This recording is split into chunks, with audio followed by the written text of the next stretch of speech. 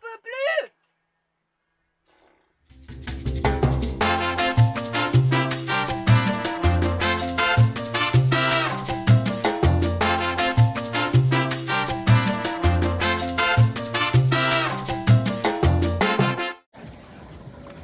Nous avons profité à Carthagène de faire regalvaniser la chaîne.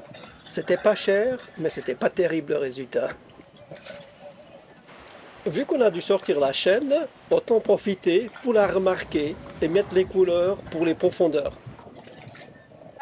Pablo Picasso, qu'est-ce que tu fais? Ah, c'est moi, Pablo.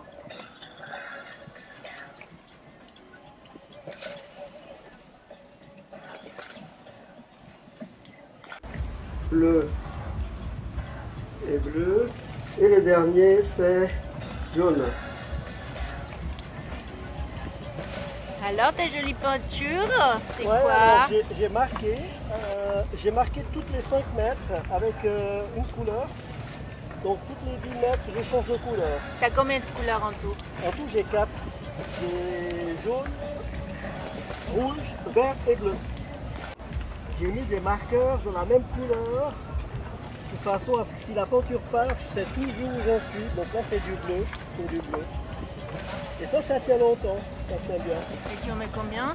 Oh, je mets à peu près 6, 1, 2, 3, 4, 5, il y en a 5, ça dépend de ce que j'ai en stock. Ah, et ça tient bien ça? Ça tient bien. Ah bah tu joues les équilibristes.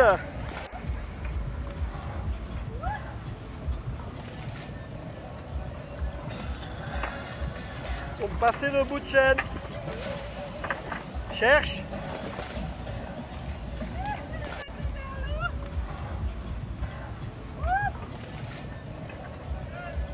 Merci. Avance. Lâche. Faut pas qu'il tombe à l'eau.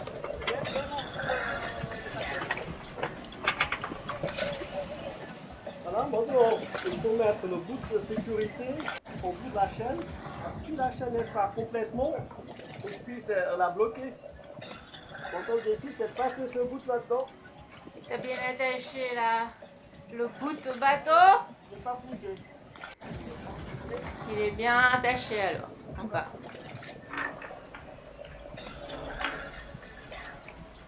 Là, il est bien attaché là. Ah ouais. Notre ami Christian du voilier Marie 1 est venu nous donner un coup de main.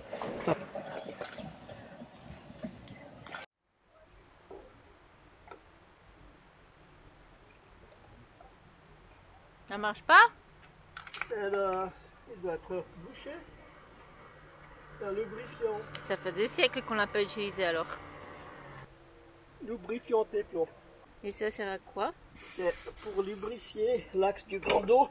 Parce que j'ai un joint en caoutchouc. Donc j'essaie de mettre quelque chose qui est en téflon.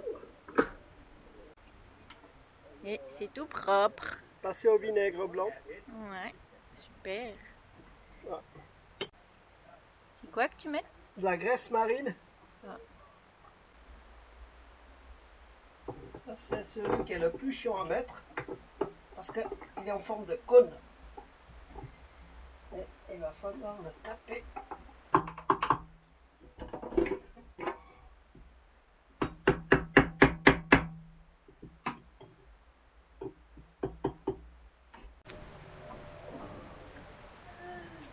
Tu vois où je dois me mettre pour filmer?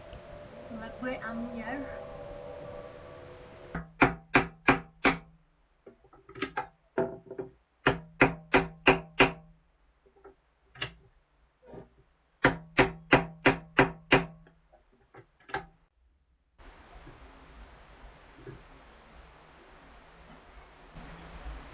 Voilà. Maintenant, il faut installer le doigt. Mais dis donc, t'as des outils. Ah ouais, sur un bateau, il faut avoir le plus d'outils possible. Mais t'es sûr qu'il y a toujours un qui manque. Et on lève le... Bon, ça c'est l'essentiel. Et ça, c'est quoi? De... Ce que tu mets? Ça c'est le doigt. c'est pour empêcher la chaîne de s'entortiller autour du tourteau là.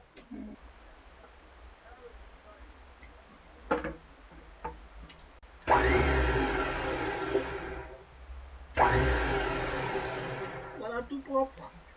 Ouais, vas-y, sors maintenant. Le passager consistant qui sort son trou.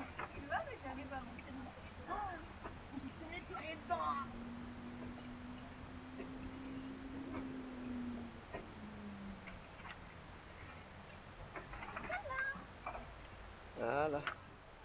Il y a une sirène au fond, sur l'étrave.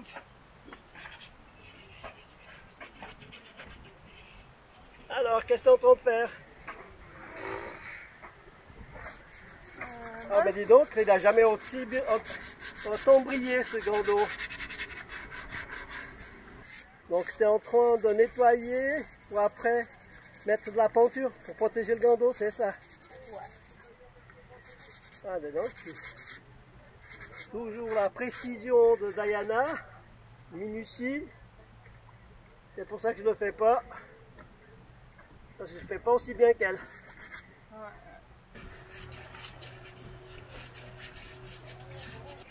Tu laves?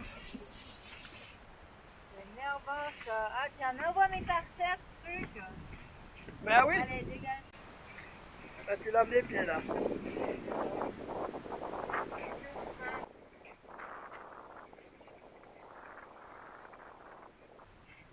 Et tout ça dans la rade de Carthagène,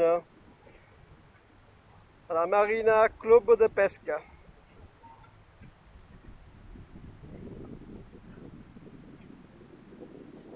Alors, Ivo qui prépare le champ opératoire.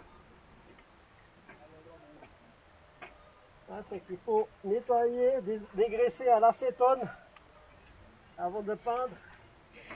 Et j'ai laissé Ivo travailler pour la caméra. Ah ouais, on dit tout le temps que je travaille jamais, que je suis tout le temps derrière. Ouais. Là, vous avez la preuve que je bosse quand même. Hein. Il n'y a que des mauvaises langues. C'est pour la caméra. Il n'y a que des mauvaises langues. Encore un coup. Oh. Elle a l'air bien maintenant.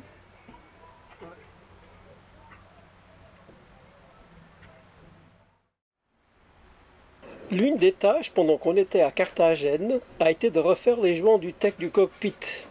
Cela faisait tellement longtemps qu'on avait ce projet en tête, mais on attendait d'être au calme dans une marina. Il a fallu tout d'abord enlever les anciens joints, ensuite poncer entre les lattes et mettre le scotch. Avant de mettre le joint, il est conseillé de mettre un primaire. Sauf que celui qu'on avait acheté aux Canaries, il était complètement sec. Ah, dis donc, c'est tout sec. Regarde. Ouais. Ça a 2 ans, c'était scellé. Tout neuf, poubelle. Tout neuf, poubelle. Et c'est marqué jusqu'en 2023, hein. Tu parles. Ouais. Alors que... Il faut écrire à la marque. C'est une marque suisse. Ouais, super. C'est marqué fait en Suisse. Super. Donc 20 ou 30 euros jetés à la poubelle comme d'hab. À la fin, il suffit d'appliquer le joint avec une assez bonne quantité et l'aplatir à l'aide d'une spatule. Bon, lui au moins il n'est pas sec. Ouais. Et chaque fois 20 ou 30 euros qui partent à la poubelle. Ouais, mais j'ai vu qu'il prenait un peu plus de temps que les 10 minutes. On a chronométré, Ouais. 10 minutes c'était pas encore sec. Ça faut faire avec un peu de... Je vais faire, mais c'est parfois. Tu ponces. Ah, tu ponces. Après tu ponces. C'est la chirurgie réparatrice. Bon, c'est bientôt l'heure de la bière. Hein. Bon, on travaille même la nuit. C'était la première fois qu'on le faisait et on s'est bien débrouillé. On est très content du résultat.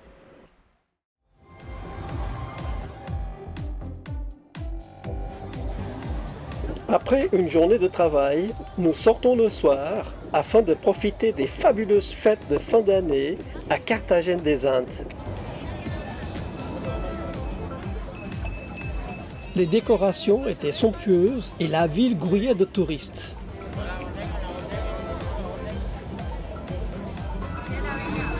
Chaque soir, c'était un spectacle majestueux.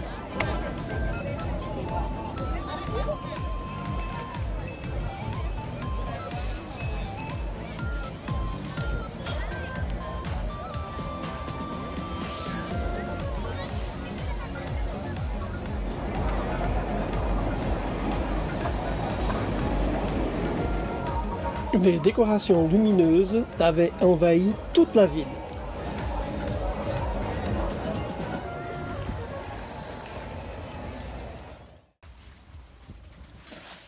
Une autre des tâches qu'on avait à faire à Carthagène a été celle de peindre la table du cockpit. Voilà, tout est dans les détails.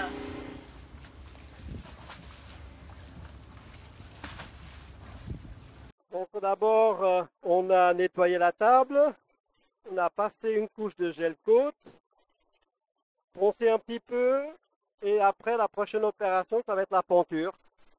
Donc c'était quand même dégueulasse à l'intérieur. C'est un travail minutieux, donc on travaille pour Diana.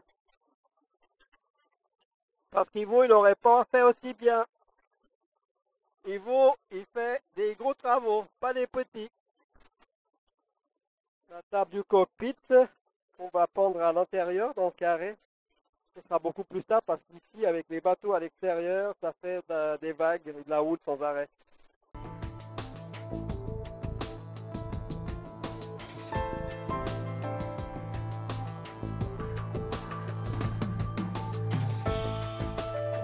Pour la peinture, on a acheté une peinture époxy bicomposante auprès d'un magasin local de bricolage à Carthagène.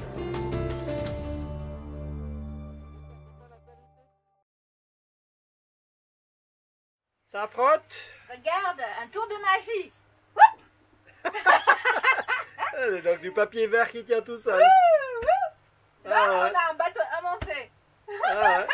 Et en fait, ça sert à quoi ce que tu fais? T'as vu qu'on peut enlever du vernis avec de l'eau? Ah, tu enlèves le vernis. Ouais, j'enlève le vernis. Enfin non, j'enlève pas. Je le raplatis, je le rends mat. Ouais. Et on va le repeindre. En fait... Non, on va le revernir. Revernir. Regarde, j'ai c'est un papier vert. C'est abrasif, waterproof. Ouais. Donc, et puis... C'est un papier vert à l'eau. Papier vert à l'eau. Ouais. Ça fait pas de poussière, donc on peut faire. Et t'as mis quoi comme grammage? Ah, j'ai mis plusieurs, mais là je finis avec 280. 280, d'accord. J'ai commencé plus gros pour bien faire. Et puis, il faut que ça soit bien mat, il ne faut pas qu'il y ait des trucs... Ouais, donc ça c'est la partie que tu as déjà poncée. Il y a encore poussière, mais il faut que ça soit bien plat, bien mat. Et ça sera comme ici. Ici on a déjà verni. On a fait la même chose. Et c'est beau. Et il n'y a pas de poussière, rien. Ça va être trop beau. La table du cockpit avait une ancienne couche de vernis très abîmée. Et là, il a fallu tout racler pour enlever cette couche et ensuite pouvoir revernir à nouveau. Pour enlever une ancienne couche de vernis, c'est beaucoup plus facile si on la chauffe d'abord et ensuite on racle.